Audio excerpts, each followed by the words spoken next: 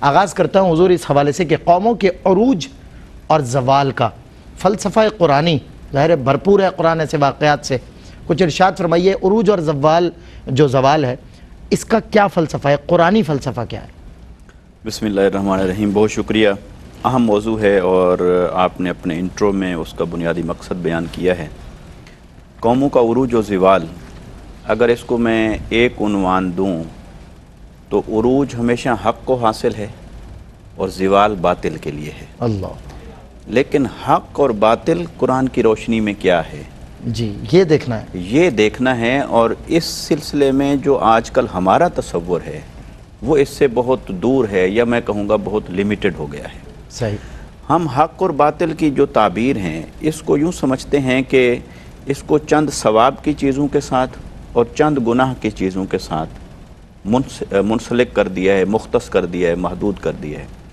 جبکہ اگر ہم قرآن مجید کے اس آیت مبارکہ سے روشنی لیں کہ جس میں اللہ رب العزت نے آدم اور حضرت حوا علیہ السلام اور ان دونوں کے آنے والی نسل کو زمین پر اتر جانے کا حکم دیا، تو وہاں پر فرمایا وَلَكُمْ فِيهَا مُسْتَقَرٌ وَمَتَاعٌ إِلَىٰ حِينٍ، کہ دو چیزیں میں تمہارے لیے مقرر کر رہا ہوں، اس میں تمام برابر ہیں۔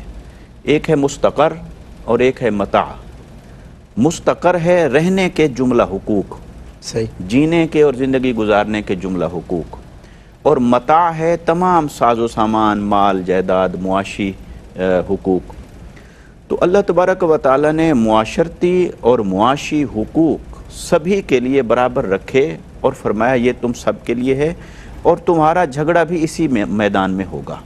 کچھ لوگ اس کو چھیننا چاہیں گے، کچھ لوگ اس پر قبضہ کرنا چاہیں گے، کچھ غاصب ہو جائیں گے، کچھ محروم ہو جائیں گے، لہٰذا یہ وجہ تنازع بنے گی۔ اچھا، اور یہی ہم دیکھتے ہیں کہ حق اور باطل کی ڈیفینیشن یہ ہے کہ جو حقوق اللہ نے ہر انسان کے لیے مقرر فرمائے ہیں وہ اس کو مل رہے ہیں تو یہ حق ہے، اور جو اللہ تعالیٰ نے حقوق مقرر فرمائے وہ نہیں مل رہے تو یہ باطل ہے۔ یہ معاشرتی زندگی کے اعتبار سے۔ صحیح۔ ایک ہے اعتقادی زندگی۔ اعتقادی زندگی کے اعتبار سے توحید پر قائم رہنا حق ہے، شرک اس کے مقابلے میں باطل ہے۔ صحیح۔ اللہ تعالیٰ کی عبادت اور بندگی پر قائم رہنا حق ہے، اور فسق و فجور اور نافرمانی کی راہ پر چلے جانا یہ باطل ہے۔ لیکن معاشرتی زندگی کے اعتبار سے وہ جو چارٹر آف رائٹس ہے اس کے بیلنس کو قائم رکھنا، اس کے توازن کو قائم رکھنا، اور اس کو اسی حالت پہ رکھنا جس حالت میں اللہ رب العزت نے سب کے لیے مقرر فرمائے ہیں، یہ حق ہے، اور اس کے اگینسٹ جو کوئی کھڑا ہوگا وہ باطل ہے۔ لہٰذا جب ہم قرآن مجید کا مطالعہ کرتے ہیں اور قوموں کے عروج و زوال کو دیکھتے ہیں تو توحید اور اللہ کی بندگی، دوسری طرف انسانوں کے ساتھ انصاف اور ناانصافی، یعنی حقوق اللہ اور حقوق العباد، جی یہی دو پیمانے ہیں جو کسی کے حق ہونے کو ڈیفائن کرتے ہیں اور اس کے مد مقابل اور برعکس اس کے باطل ہونے پر۔ صحیح۔ لہٰذا حق کو عروج ہے اور باطل کو زوال ہے، یہ اللہ رب العزت نے اس کو متعین فرما دیا ہے۔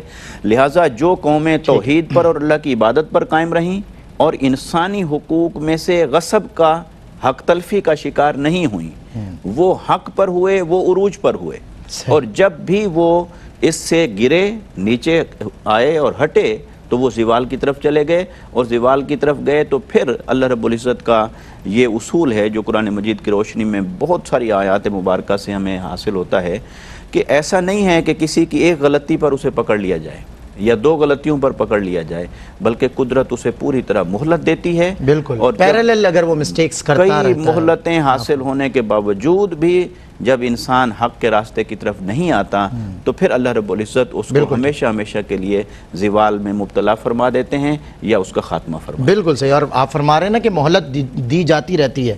کیا کچھ نہیں کیا انبیاء نے اپنی قوموں کی اصلاح کی خاطر اور اللہ کے راستے پر لانے کی خاطر، لیکن جب وہ نہیں اس راستے پر آئے تو آخرکار ان پر عذاب میں انہیں جھونک دیا گیا۔